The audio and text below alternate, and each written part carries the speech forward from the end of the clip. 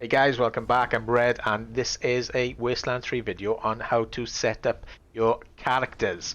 Um, I'm not telling you how to do it, there's plenty of ways to do it, but I'm super happy with this. This is my second playthrough I've completed, and almost completed, and on the third playthrough I will be taking this setup for those characters again. I'm really super happy with the way things are.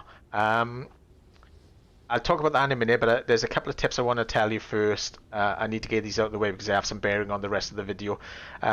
Skill books. Do not spend or use your skill books until you are level 8 or level 9. If you're level 8, there's a little exploit, or maybe exploit bug, I don't know. It might be fixed in future patches, so save it before you try it. If you get to level 8 and you have a utility item which takes you to level 9, you can use your skill book to get you to level 10, and then you could take the utility item off and it'll stay at level 10. It won't drop down to level 9, which is quite useful, because obviously you save yourself one skill point to get to 10 when you change another utility. So it frees up a utility slot, really. The second tip is that save some of your skill points as you're leveling up. So if, say for instance, you had 5 points into nerd stuff and you had 5 points into lockpicking and you had some skill points, and you tempted to chuck it into nerd stuff, don't do that. Just save it so that if you come up to an item you need to lockpick and it needed to be level 6, you got the points to spend. So just keep 5 or 6 points behind so that if you come across something, you've got the ability to get past it, if you know what I mean. Especially with like conversation checks and stuff like that. If you do that, you shouldn't have any problems. On my second playthrough, not once did I ever have to go back to open the lock or repair a toaster or anything like that. I took that approach of saving about 5 or 6 points, and it always worked. Attributes and perks, spend them immediately. So for this video, we're going to talk about how to create 4 custom characters, and the 2 NPC characters that we'll take and we'll stick with, because you can change them out later on. But if you do that, you're going to have some conflict. It's no way around it. If you swap your characters out later on, you're going to have some conflict. So on my second playthrough, on my first one I took the brawling guy, but it's not a massive deal. And on my second playthrough, I stuck with Quan and Lucia until almost the end of the game, where you have to make some decisions and some people have to get swapped out. But for the most part, with Lucia and Quan, you have the ability to keep them for about 95% of the game, which is great. So keeping that in mind, when we select our first 2 characters and then we get to the ranger base and we pick our next 2 characters, we're going to build those characters around Quan and Lucia, because we can't change their starting skill sets. And the skill sets that Quan start with are automatic weapons, which is not a big deal. Don't worry about the weapons so much. Kiss ass and sneaky shit. And I think brawling is just something I added at the end. So kiss ass and sneaky shit and automatic weapons. And Lucia started with barter, survival, weapon modding, and small arms. So with that in mind, barter, survival, weapon modding, kiss ass and sneaky shit, 4 characters that we build will not have any of those attributes, because what we want are characters to get to level 10 as fast as we can. And in the next video I'll talk about attributes, because the attributes have a massive bearing on how many skill points you can spend, and the changes I made for my first and second one. The attributes video is going to be quite in depth, and it's going to be quite long, because I think on my second playthrough I took Poindexter, which gives 1 bonus skill point every 2 level ups, which was a good choice, and I stuck with Bookworm, which gave me extra 5% experience, and I took Charisma as well. But I don't want to get into attributes. I just point that out, because this is, you might be thinking, how the hell has he got 4 skills all the way up to 10? Those are the reasons why. Poindexter, big deal. The experience bonus, and I went down the charisma route, which gave me an extra 30% XP mission rewards. But that's the next video, that is. I'll talk about that. You can take a little look at this. This is pretty much the way, when we start off, how I set up the attributes, and I'm quite happy with it. But like I said, next video for attributes. Okay, so keeping that in mind, with those skills that Quan and Lucia have. For my first character, I took big guns. I took lockpicking as my primary.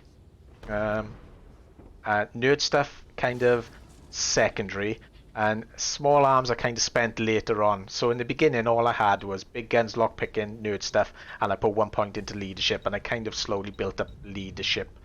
Or when I was comfortable with the fact that I could spend another point or two in it. So lockpicking is the primary one, obviously, because there are plenty of opportunities to use lockpicking. Nerd stuff, there are plenty of conversation checks where you want nerd stuff, and then big guns come in third. Then I slowly got that up.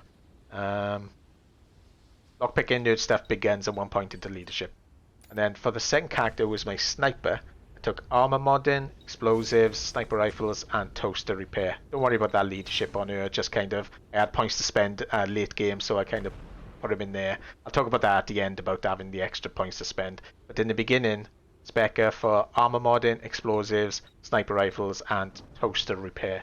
And the primary one here is toaster repair, with the second one coming in close second is explosives.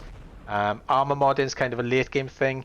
You want to keep your armor mods because they're not infinite, and if you use them willy-nilly, you can't, because you go through armor so fast in the beginning. You're going to lose those mods, and it's the same for weapon modding as well. If you use those mods, you can't take them off, and you lose them forever. So all the good armor stuff, like the +6, try to hold on to them until you've got, say, the armor sets I ended up with, a nuclear armor. This is, I think, inventory. This is the Spectrum Assault set. That's the Exoskeleton set. That's the Chemtech set. And that's the Virchitin set. And that's a Spectrum set. But that should be a power armor set. I just didn't have enough points to spend in her attributes to get her skill up to 8, which I will change in the next playthrough.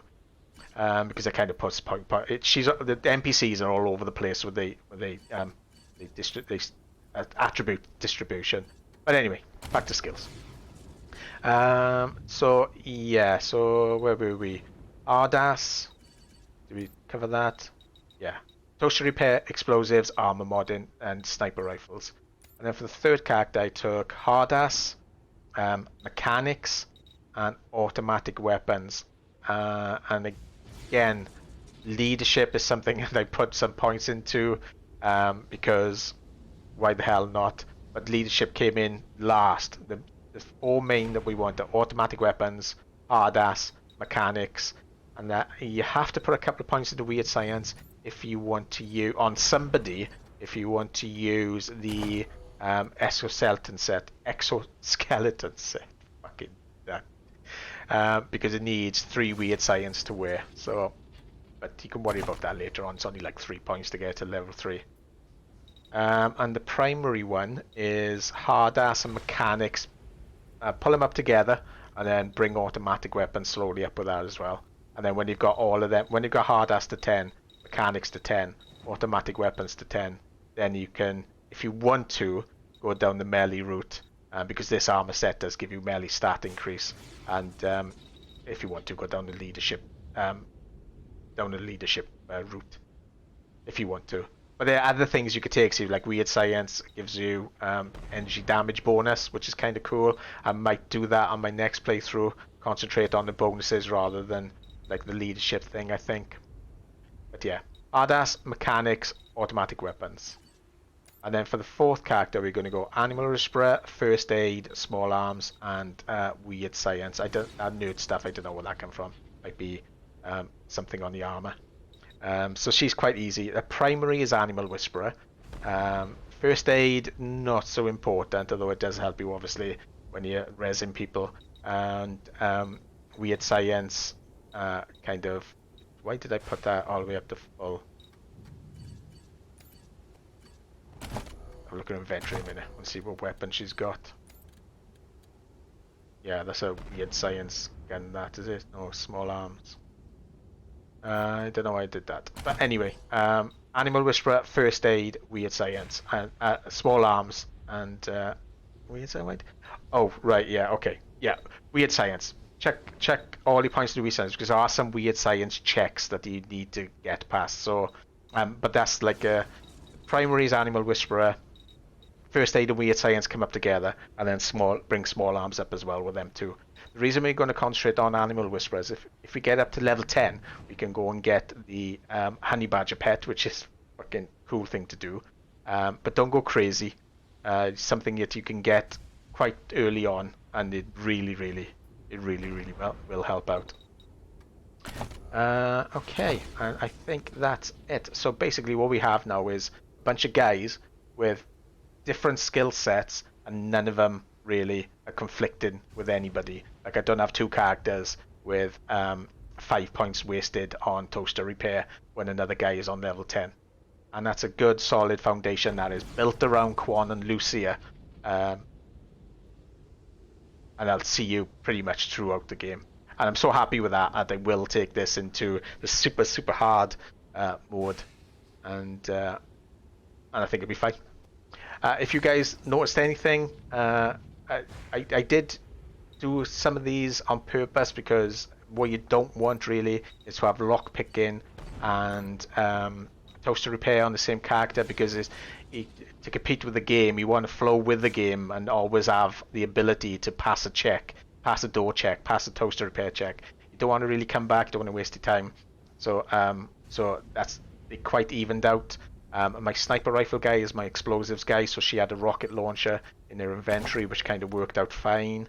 Yeah, he was fine. Big weapons. She was the submachine gun. She was pistol. Plenty of really awesome pistol weapons in the game. Lucia obviously is a pistol girl, and he was the assault rifle guy. And everything was fine. Everything was fine. Okay. All right. So I hope that helps. If you see anything different, or you've changed things, or you think you can swap things around, it might be better, let me know. That would be great. Let me know soon, because I'll be playing the super hard mode real soon. And if you think you can help me out with something, I'd appreciate it. But there you go. Good solid starting foundation with no conflicts between your characters, built around Juan and Lucia. Great stuff. See you on the next one.